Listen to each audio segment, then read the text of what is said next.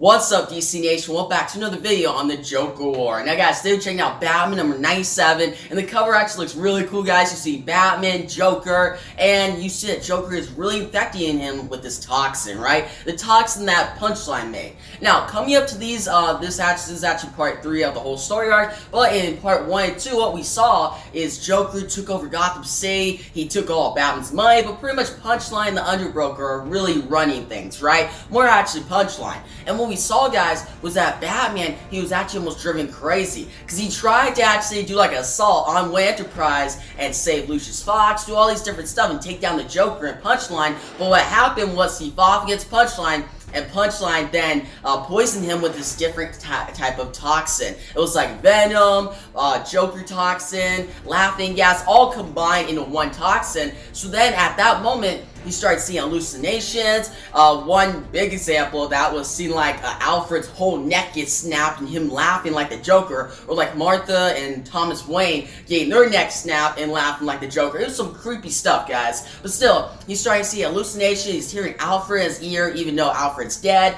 And what happened was he was saved by Harley Quinn. He was at Wayne Enterprises and it was actually blown up, but Harley saved him. Harley tried to make him sane, but that's when Batman left, went on his own, went to Monarch Theater, which is the same theater that he was at the night of his parents' murder. So you can see some callbacks going there. What we saw is Batman showed up there, and the whole theater is rebuilt. It looks clean, guys. But we walked into the theater, a bunch of dead people there, and turns out all these dead people, what I thought it was just, okay, Joker killed some random people with laughing gas. No, these are actually all the people from the past, like, many years in the whole rivalry between Batman and Joker. So every battle that they had, all the people that died, they're all in this one theater, which I find kind of like questionable. Like, come on. There had to be a lot more people that died than just like a bunch of people that could fit into a theater, for one. And also, how the heck does Joker remember every single person that he killed? The ones that he killed himself, or just the ones that were just casualties of what he did? Like, for example, in like Scott Snyder's Endgame, that whole story arc where he like did like Joker toxin throughout the city, right?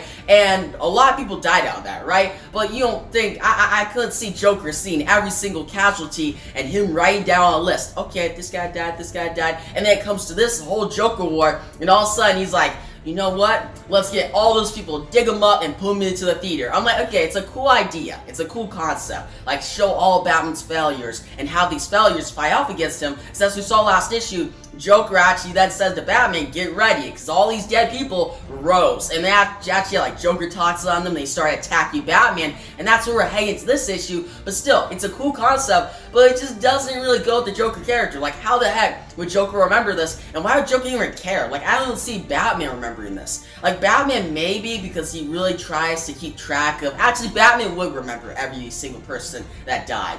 Because actually in the Detective Comics number, it was the whole story arc, the opening story arc of Puget Thompson's run, where we found out that Batman every year goes to like a simulation where he actually tries to save everyone, and the whole goal is each year to pretty much lower the casualties in Gotham. So I see Batman keeping track of that, but the Joker doesn't care at all. And even if he was trying to lead this up to the Joker War, you're telling me all those years he was just counting every single person?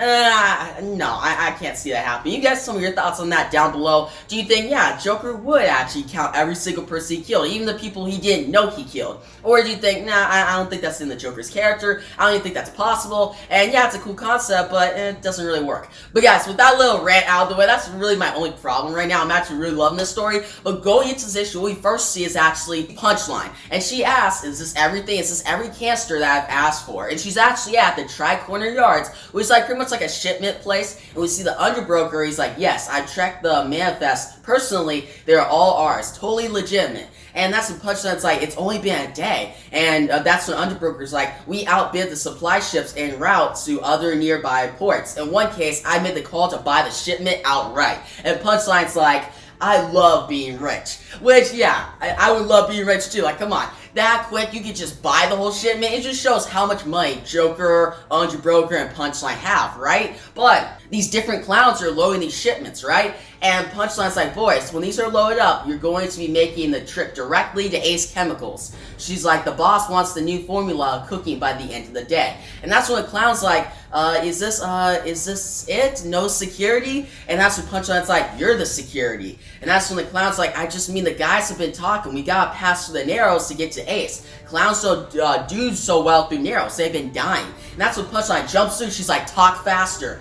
Make me care. And that's when this clown says, sorry, 12 clowns dead in the Narrows yesterday. And Punchline's like, bats don't kill. And that's when the clown's like, this wasn't a bat. This was something else. Something weirder. And that's when we see yesterday in the Narrows, these two clowns in this Batmobile, and they got stopped, or like this Joker mobile, they got stopped by this certain person who's the clown hunter. And these clowns are like, I'm hitting the accelerator, Reggie. It's not doing a damn thing. And the clown hunter's like, hi. So those controls don't work too good, huh? He's like, wasn't sure if I could short circuit one of your fancy cars, but it looks like I just need a transformer and a fire hydrant.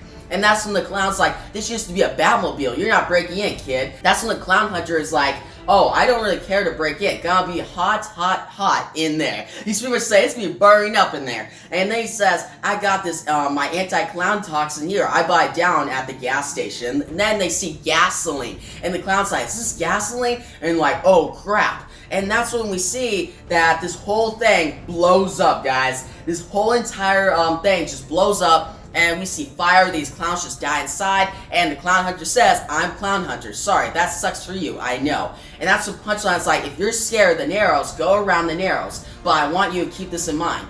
This right here, this is the key to Joker's big plan for Gotham City. It's going to help make a whole new blend of his old toxin. She continues and says, and you need to decide right now who you're really afraid of. Some kid or the guy who's about to kill Batman. And guys, we continue, and what we see next is Batman actually fighting off against these different, pretty much Joker toxin dead people, right? And we see Joker just monologue as Batman's fighting these Joker toxin people, and Joker say, you've never been one to look failure in the face, have you, Bats? Well, here it is ready to tear you to pieces. Some of these bags of bones have been rotting in the dirt for years. Some are much fresher. Which do you think are angrier? The ones who were there at the beginning when I was a very different sort of clown. Back when you underestimated how many casualties there be. And he continues, he says, or is it the recent dead, the ones who died with the knowing that the longer I stayed alive, the more of them would go the way of the Reaper. And what Joker is pretty much saying here is that, wait, so which one's more mad at you, Batman?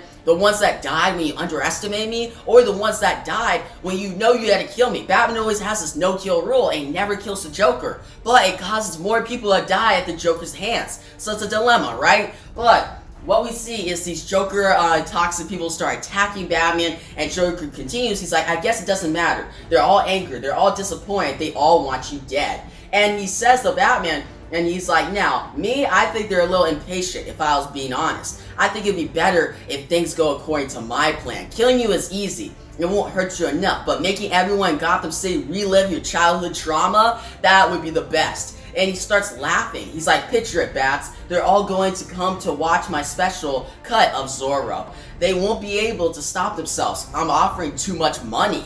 And he continues, he's like, they'll feel just like you did that night in the theater. All the drama and romance of Power, the old legend. And at the end of it, I'll reveal the truth. That years ago, little Bruce Wayne was just like them. Then the bad man came with a gun, and surviving that made him into Batman. And I'll ask them what I'll turn them into before the gas starts filing into the theaters. And then Alfred says to Batman through the comms, which we know this is just a voice in Batman's head. He's like, don't listen to him, Master Bruce, keep your focus. And Batman's like, I'm trying, Alfred. Punchline's toxin is still too strong. It's twisting reality around me. And Batman continues, he's like, what I'm seeing is impossible. And Alfred's like, just listen to the sound of my voice. Keep yourself grounded. And Batman's like, you're not real. And Alfred's like, I beg your pardon. And that's what Batman's like, I'm losing my grip. Hearing his voice is twisting my mind. I need him to shut up. And Joker continues, he's like, he starts laughing. He's like, I'm not exactly the shutting up type, Batman. I'm the voice of God, the great Oz, shouting down from the big screen, shouting my way into your brain, just like I'll do the rest of them. And Joker keeps talking so long, guys. Like, he has a big monologue, and you see these Joker people just surround Batman to start taking him over. That's what Batman throws, like a battle ring that's kind of like a grenade. It's about to go off, and the timer hits 0, and that's when we see the whole place just blow up. And we see a big double page spread by George Jimenez, and we see all these Joker people just get exploded out of the Monarch Theater, and Batman's like, shut up. He's just saying to Joker, shut up, I'm getting out of here. And he says, the toxin is too much.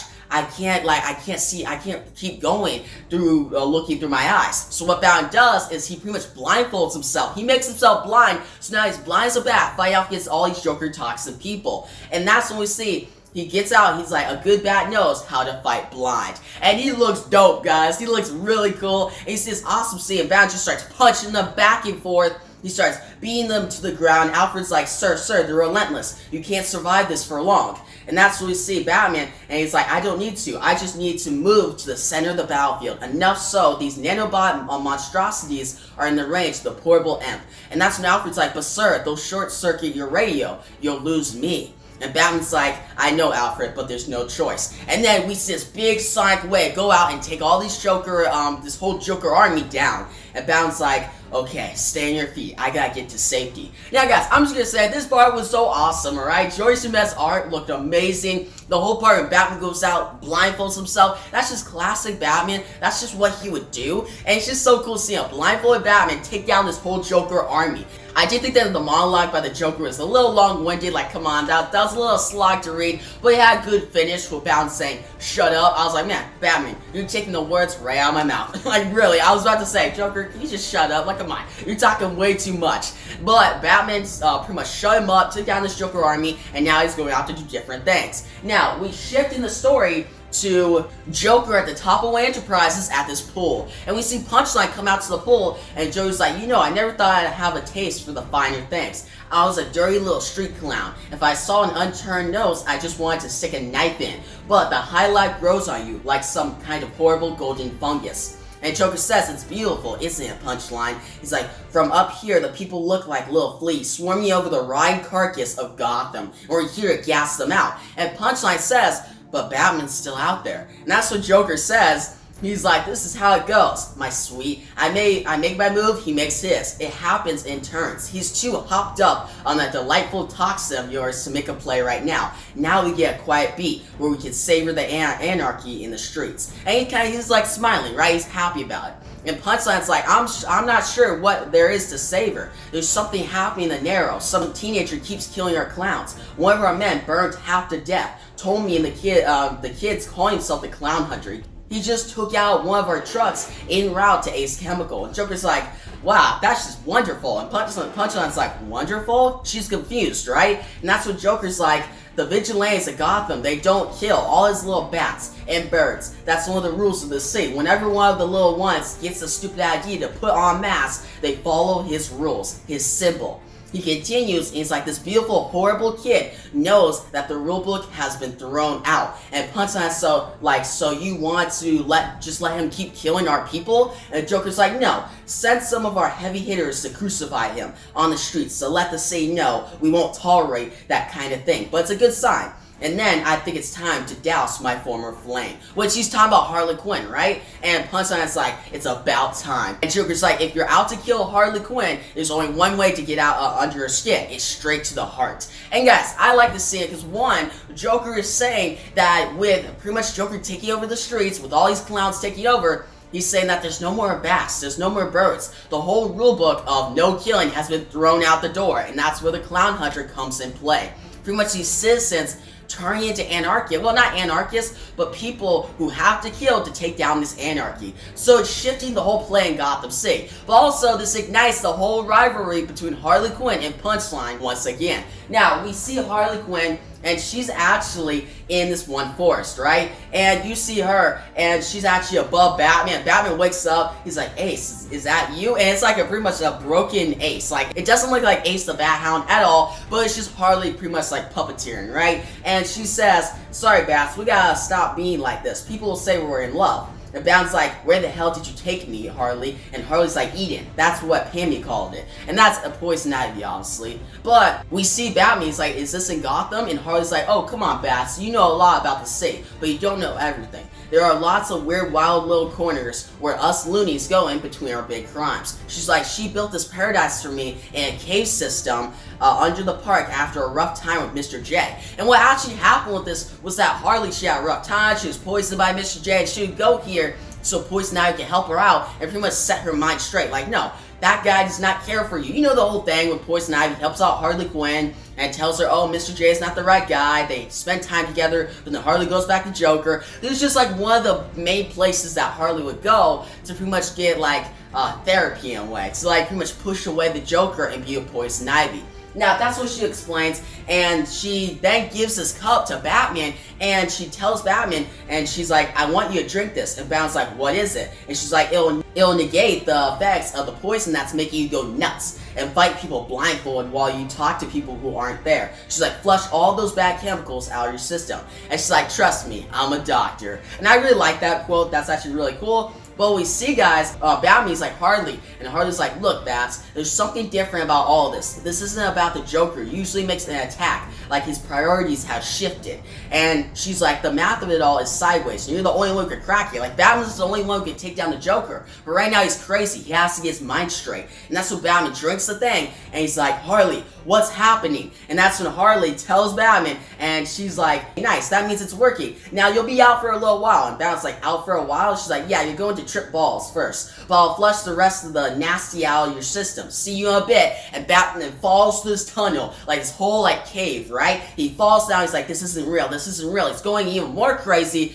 We have Batman, and he's like, this isn't real. And he looks behind him, and somebody says, I know, my boy. And then we see Alfred, guys. We see Alfred, and Alfred's like, it's time we have a serious talk. And guys, this is a big cliffhanger, because pretty much Batman is now his mind, but he's talking to Alfred, and Alfred is pretty much the main thing that makes him, like, triggered right now, because Batman's very sad about Alfred's death. So we'll see how that turns out next issue, but this is a very great issue, guys. It was more setup, but there's some really great action with Batman being blindfolded, taking down a whole Joker army, and I really like the interactions between Joker and Punchline. And actually, next issue, we'll see Punchline versus Harley Quinn. And first off, guys, there's actually like a preview image that George Chames released on his Twitter page that shows Punchline going against Harley Quinn. And I should have it on like the screen right now. It looks really good. And guys, last part of this review is that George Chames' art, amazing, outstanding. Like, is that even a question? It looked great. And James Tynion writing, pretty good. Just the only thing is that some of the logic, like, oh, Joker taking all of the dead people from over the years with his battle against Batman and bringing them back, like, come on, that's just kind of questionable.